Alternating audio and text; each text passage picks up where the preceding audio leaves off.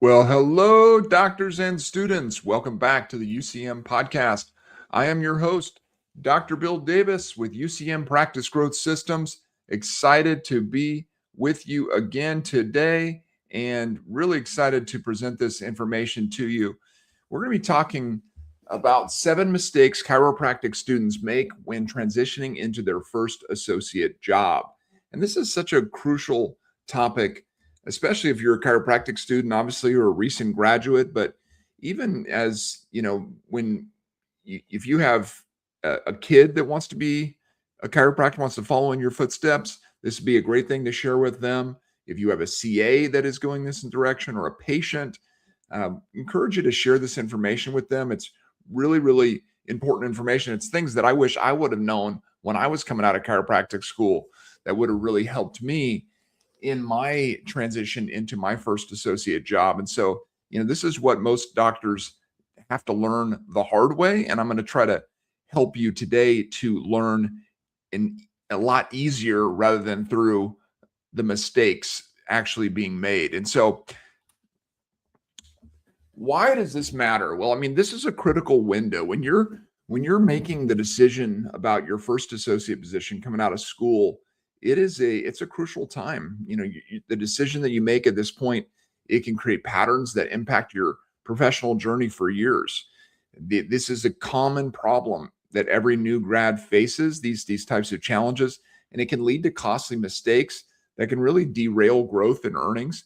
And it's completely preventable with guidance that I'm going to provide you today. You can avoid them. And so let's get into some of these things to help you better understand, what is the real tension that's happening here. There's this student tension. When you're a chiropractic student, it's always, you're moving towards the next thing. The next, graduation is approaching. I got to get this board done. Complete this board exam. I have to complete this class, complete this requirement, whatever it is. It's a constant rhythm of school. But as graduation is approaching, you get that finish line in sight, the pressure begins to finally build up. And it's like, okay, I got to go to work. I got to start working for someone. I got to start doing this, chiropractic that I've been training to do all these years. And, your boards are nearly finished. You've invested years of study and sacrifice. And maybe you have some offers coming in. Maybe you have some different opportunities that are competing for your attention. And you may have some pressure to decide. You may, your fellow students or others that are asking, where are you going to work? What are you going to do after school, right? You have family members asking you that.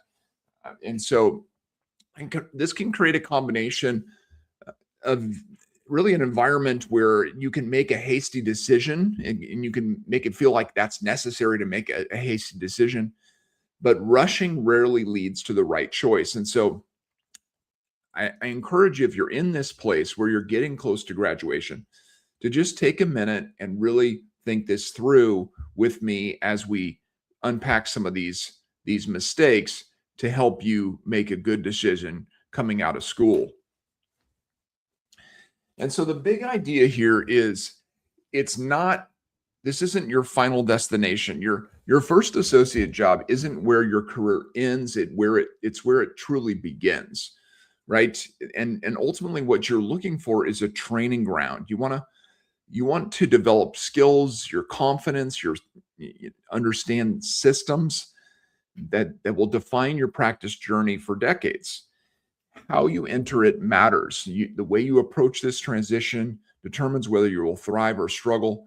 And you want to really shift your perspective from getting a job to choosing your development environment, right? That's huge. The right first position sets you up for long-term success. If you have that right mindset, it's not just about, hey, where can I get a job? It's where can I find a development opportunity that's going to help me to grow as a chiropractor. So let's get into these mistakes. Mistake number 1 is rushing the decision. I've already mentioned this a bit, but taking the very first offer you get, choosing speed over discernment, assuming any job is better. Remember, a few extra weeks of thoughtful consideration can prevent years of regret. The right opportunity is worth waiting for. And so just take a little bit of time Don't let fear drive you. Don't get caught up in the urgency of the decision, and just take a little bit of time to make the right decision. Mistake number two, and this is a really important one, and it's one I'm going to spend some extra time on. Mistake number two is chasing pay over development. When you focus only on salary, you're comparing different opportunities that may be out there, and you're thinking, okay, well, this one pays more, so it must be better. That's not the case at all. When compensation becomes the primary decision factor, you miss opportunities to evaluate mentorship quality, huge, important, patient volume, and system sophistication. Those are way more important than just how much you're going to get paid. Of course, you want to have, competitive salary and opportunities for advancement, opportunities to grow within the position, performance bonuses, these types of things should be built into a good position. But ignoring mentorship and systems is a huge mistake. The highest paying positions may lack the structure and guidance that you need to accelerate your growth and prepare you for future success. High pay can hide poor training, right? So just because someone is paying a lot doesn't mean that they have the time or the system to develop you as a doctor. Practices that can't offer development sometimes compensate with higher salaries, creating a trap that costs you in the long run. And so this is really important. Don't chase pay over development. So the better question to ask is, who will I become working here? What kind of skills and confidence and character are you going to develop in this environment? What skills will you gain in the time that you're there? If you're there for 18 months, 36 months, whatever it is, or longer, you want to evaluate the position based on your growth trajectory and not just your starting compensation. The investment you make in your development during these formative years will compound throughout your entire career. So you want to choose growth over immediate gratification. And also you want to choose specialization over generalization. This is really important as well as it relates to development. Why does specialization matter? Well, specialists gain clarity, confidence, and competence faster. Depth early beats breadth early. So instead of just being a general chiropractor coming out of school, what we recommend is that you become a specialist, that you focus in on specialization. Focus accelerates skill development and decision making. Strong foundations create more options later, not fewer. Specialization brings clarity, but some specialties deliver more consistent outcomes and practice stability than others. So there's a lot of different specialties out there within the chiropractic profession. You can specialize in different types of techniques. You can specialize in different types of conditions, different types of age groups, different types of practice. There's sports chiropractic, and there's functional neurology, and there's pediatrics, and there's a technique focus. There's scoliosis focused practices. There's different types of specialization that you see within chiropractic. We recommend that you pursue one of these areas because it's going to make your career much more likely to be successful. But there is one specialty that stands out. Now, obviously, I'm a bit biased when it comes to this, but I'm trying to be as unbiased as I possibly can be. I started out as a general chiropractor coming out of school, and realized 2 years in that number one, the results I was getting were not as good as some specialists were getting, and that intrigued me. And then number two, I found a practice model, a specialty that really helped me to focus in on my skills and my skill development, and really helped me to take my chiropractic career to a whole different level. And that was upper cervical chiropractic. And this specialty is unique. And I'm going to show you why it's so unique for a variety of different reasons. And it's when consistency, clarity, and stability matter. This specialty is unique and creates consistent outcomes and stability. When outcomes, patient understanding, and long-term practice stability are compared, this specialty consistently rises to the top. And part of it too is that there's very clear clinical logic as it relates to upper cervical chiropractic that creates highly repeatable results, structure, and objective results as well. This isn't about preference, it's about inherent structure and measurable outcomes. And so let me show you what I mean. If you have never explored upper cervical chiropractic, I encourage you to think about it starting today. And so the first thing to keep in mind is about upper cervical care and what makes it different. The atlas and brainstem focus is really, really important. When you target the most influential region in the body with your practice, it makes a global impact, meaning minor misalignments, small misalignments in the upper neck can drive widespread compensation and symptoms. And you are able to help people that no one else can help because you're getting to an underlying cause of a variety of different neurological issues.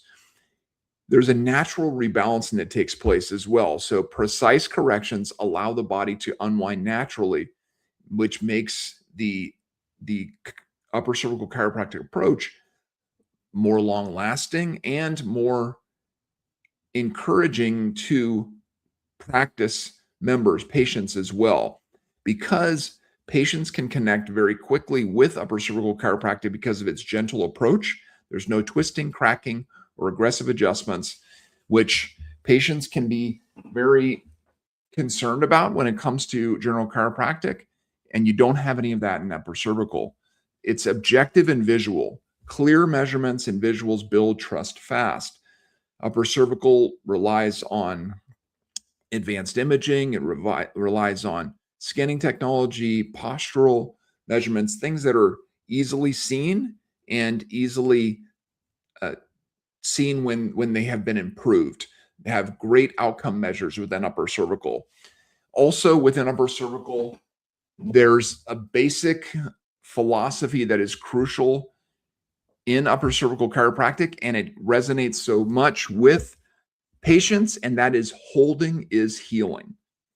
Focus shifts from frequency of adjustments to stability and results, meaning that it's not about being adjusted thousands of times. It's about getting the spine back into a normal aligned position and keeping it that way as long as possible so the body can function at its highest level. So it's about holding the adjustment rather than being adjusted, which again resonates with people. They love that idea of I have a goal in mind to keep my alignment so that my body can be as healthy as possible. So why does upper cervical create strong careers? The biggest thing is that there's lower risk and higher stability. And this is based on data that we've obtained over years and years of studying upper cervical chiropractic and understanding how it works and how it compares to general chiropractic practice. In upper cervical, cash practices are the norm. There is very few insurance-dependent practices within upper cervical. 95% of upper cervical practices operate as cash majority practices, as opposed to general chiropractic practice, it's about only 44%. So a much higher percentage, over twice as high of percentage of cash practices within upper cervical. That leads to a more stable practice, a lower overhead practice, a practice that doesn't require insurance dependence, doesn't require insurance billing, and all the things that go along with insurance. The other thing is the actual fail rates itself. Within general chiropractic, the 10-year fail rate based on published research is about 25%. So about 1 in every 4 chiropractors will fail in chiropractic practice in a general chiropractic practice within 10 years coming out of school. Well, within upper cervical, those numbers are about 5% or less. And so a tremendous difference, about 5 times more likely to be successful in practice if you go into upper cervical care. The other thing is with upper cervical, you have predictive growth. You have very clear systems, you have strong retention, and you that leads to career confidence. You have very strong mentorship and repeatable systems that can lead to practice, predictable growth. So these are all the reasons why if you're coming out of school, we highly recommend that you look into upper cervical chiropractic as a career direction, specialization for sure, and upper cervical as what we believe is the best specialty that is available for chiropractors.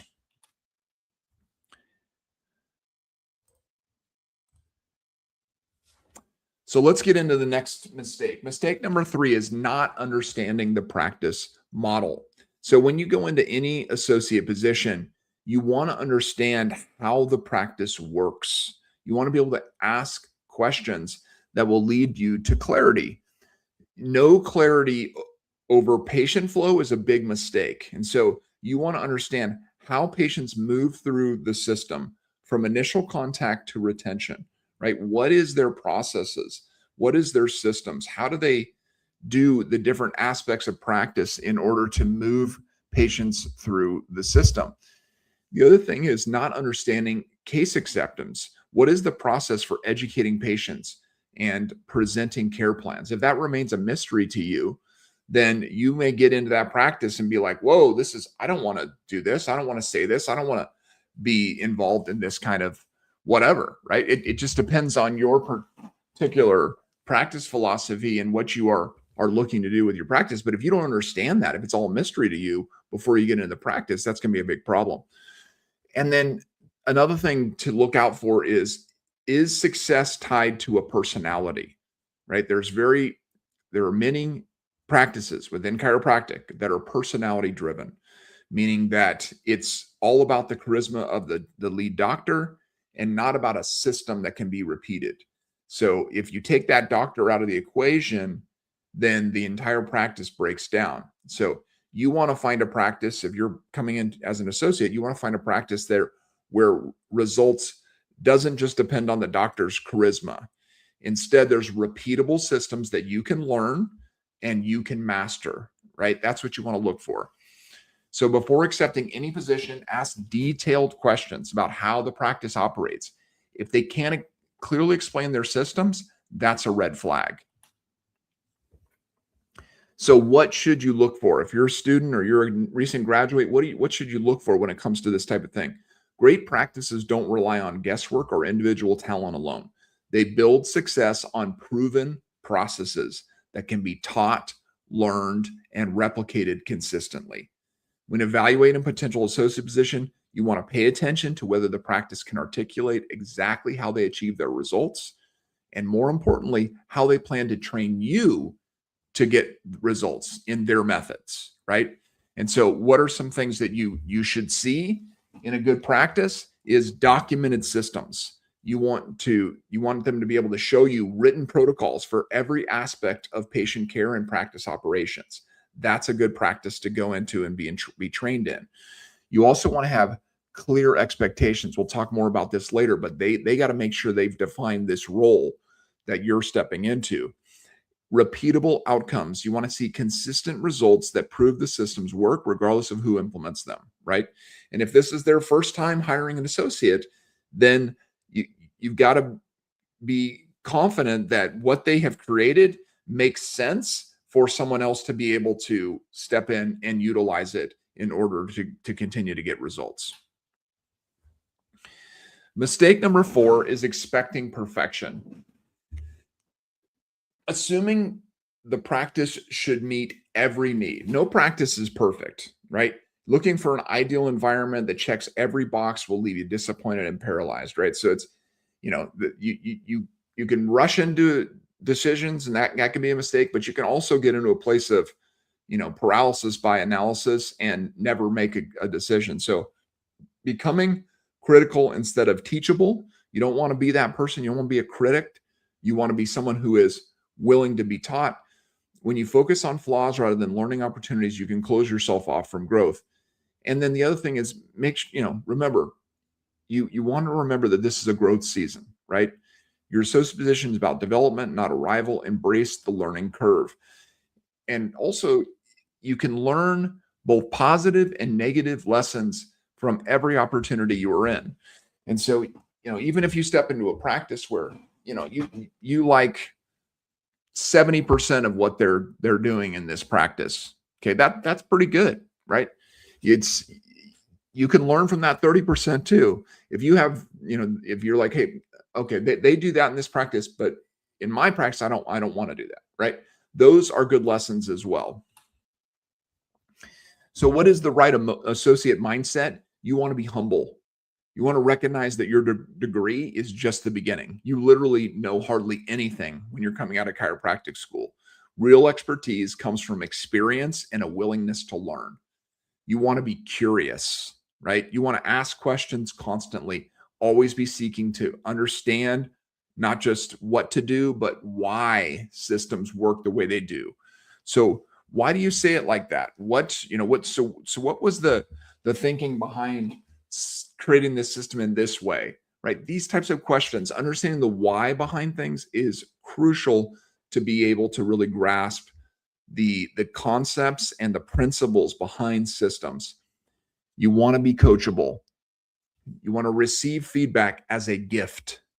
The doctors who grow fastest are those who eagerly implement guidance, right? You want to learn things and you want to implement them, right?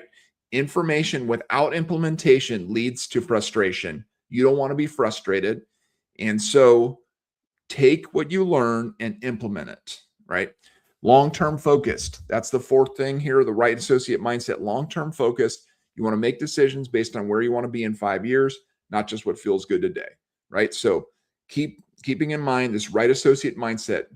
You want to be humble, you want to be curious, you want to be coachable, you want to have that long-term focused mindset. Mistake number 5, poor communication and expectations. I mentioned this just briefly earlier. Let's get more into it now. Expectations are crucial.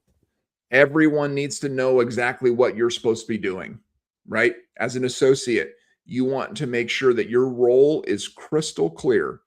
Unclear roles will lead to poor performance. If you start working without a clear understanding of what you're responsible for and what falls inside or outside of your scope, then you're going to be in trouble, right? The other thing is you want them to have clear success metrics for you. If they don't have success metrics, meaning KRAs, KPIs, key results areas, key performance indicators, these types of things that are measurable, that are consistently tracked, that you're going to get feedback on consistently. Neither you nor the practice owner can define what doing well actually looks like in measurable terms. You're going to be in trouble, right? The other thing is you want a doctor, you want a clinic director, someone who's going to have hard conversations with you. If you skip the uncomfortable questions up front, hoping things will work themselves out, they rarely do. So make sure you have those clear conversations in the front end during the interview process. Talk to them about, so how do I know if I'm successful in this role? What are the success metrics? How am I going to be, kept accountable to these things? The most successful associate relationships are built on radical clarity from the start. Don't let politeness prevent you from asking the questions that matter, right? Because you don't want to be 3 months into this, 6 months into this, and then both of you are frustrated because you didn't clearly communicate what winning looks like on the front end, and you didn't have that consistent cadence of feedback on whether or not you are winning. So what should be clear up front? Here's some of the things that you want to make sure you are crystal clear on in an associate position up front. This is great. If you're a doctor and you're developing an associate position, make sure you define these things. Number 1 is schedule and responsibilities, right? You need to know the exact hours you're expected to be in the practice, what kind of a patient volume they're looking for you to build, what are your administrative duties, what's your on-call requirements. You just want that daily clarity on what is expected. Compensation structure, right? You want to have detailed salary, bonus structures, benefits, performance-based incentives. You want to know all of that up front. You want to have a clear training timeline. What is their onboarding process for you? We recommend, with our associate recruitment program, we have a 90-day onboarding plan that we give doctors to be able to implement with new associates. Do they have something like that for you? Do they have a clear onboarding plan? You want to have that training timeline where there's a clear timeline for training, mentorship, and the acquisition of new skills or responsibilities all built into the system. Do they have a growth path for you, right? Are they showing you, what are the opportunities for advancement in this role, including compensation increases, expanded autonomy, and potential partnership tracks, if that's something that is built into this role? And what are the exit terms? Clearly define, non-compete clauses, if that's a thing, notice periods, like how long before, if you're planning on leaving, how much notice do you need to give them? Procedures for arrangement of termination, just make sure everything is crystal clear. Document everything in writing. Verbal agreements are going to fade. People aren't going to remember what they said. Writing it down, having everything clear, written clarity protects both parties, prevents misunderstandings down the road. Mistake number 6, letting ego drive decisions. If you feel like you're behind your peers in some way, right? Everybody else is opening their own practice. Why am I still an associate? Or believing ownership equals success. I won't be a real doctor until I have my name on the door. Or rushing to prove something. I need to show everyone I made it fast. All of that stuff is just garbage, right? Don't make a decision based on what somebody else is doing. Make a decision on what's best for you and your situation. Some people will be able to move through an associate position very quickly. Some may not even do an associate position. It's a rare person, maybe 10% is able to come right out of school and go right into their own practice and be successful. Maybe less than 10%. But majority of doctors should do an associate position, should develop skills that they need to be successful in practice if they want to go on and own their own practice. And even if they don't want to go on and own their practice, that can be a great life within chiropractic, is being a long-term associate. There are doctors who that fits perfectly. And in fact, there's probably a lot more doctors who should be long-term associates than actually go into being a long-term associate. I've seen so many doctors struggle in practice who just either never developed the skills that they needed to be successful in practice on their own, or they're just not made for it. They don't have the right personality. They don't have the right things that they need to be successful in their own practice. And they would be more successful being a long-term associate. So remember, there are different paths within chiropractic that can lead to success. And don't get caught up in social media and comparison culture with, just amplifying these kind of feelings when you're seeing maybe your classmates or friends or whatever, and they're doing things that are different than you. Everybody's path is different. The doctors who build sustainable, fulfilling careers don't make decisions based on what looks impressive. They make decisions based on what builds competence and character and what is best for their situation. So a freeing truth here. Some doctors thrive as long-term associates, right? There's no shame in finding the right practice and staying for years. Focus, clinical excellence, and quality of life matter more than titles. Some should wait before owning. Rushing into ownership before you're ready creates stress, debt, and compromised patient care. Timing matters. It's okay to wait longer and save more money before you take that leap. Faithfulness matters more than titles. Excellence in your current role, wherever that is, builds the foundation for future opportunities and lasting impact. Don't get caught up in this thought of like, okay, well, I just got to get through this and then I'm going to move on and do the thing I really want to do. Be excellent, whatever you're doing. If you're an associate, you're working for another doctor, give them everything you have. Be excellent in that role. Whether you're going to be there for a year or you're going to be there for 10 years or you're going to be there for the rest of your career, treat every day as a gift and be able to really give your best to your patients and to that practice. Your career path doesn't need to look like everyone's else. Define success by the lives you change, the mastery you achieve, not by external validation. And the last mistake here to keep in mind, mistake number 7, having no personal development plan. The default path without intentionality, most associates fall into a passive pattern that limits their growth potential. You don't want to just be showing up, treating each day like a series of tasks to complete rather than opportunities to grow. You don't want to have just, no learning goals. Be very clear on what are you there for? What are you trying to learn? What do you want to learn in the first, month, in the first 3 months, in the first year, in the first 3 years, whatever it is. Having clear learning goals, identifying specific skills, techniques, knowledge areas you want to grow in is really, really important. Like if you don't have that on the front end, it's gonna be a lot harder to get everything you possibly can out of this experience of being an associate. And having no intentional growth, hoping that experience alone will make you better without deliberate practice and reflection, right? You want to be consistently thinking about, okay, what do I want to learn? How am I learning that? How can I apply that?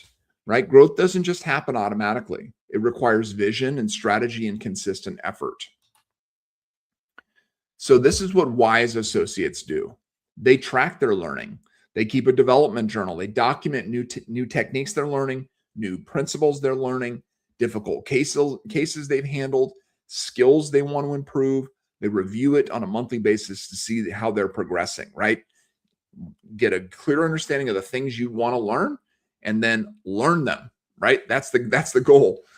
And request feedback. Get lots and lots of feedback.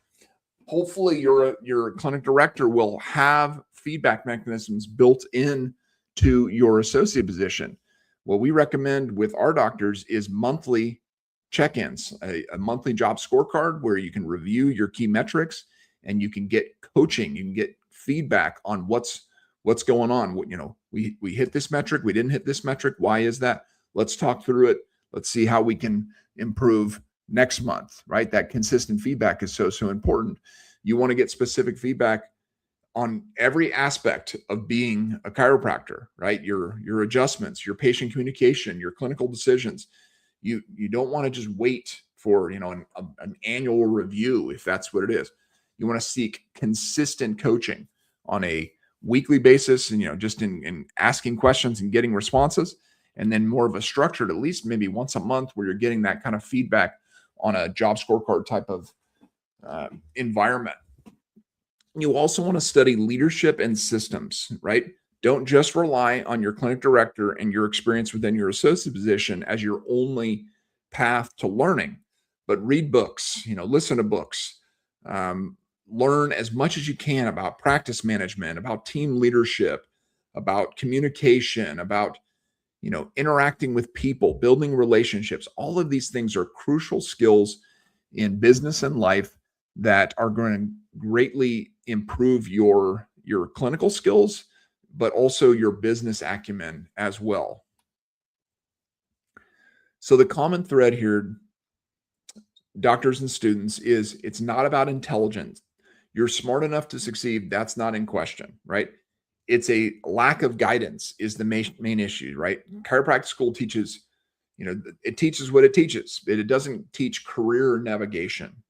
It's no long game teaching, right? No one showed you how to think strategically about your career development until now.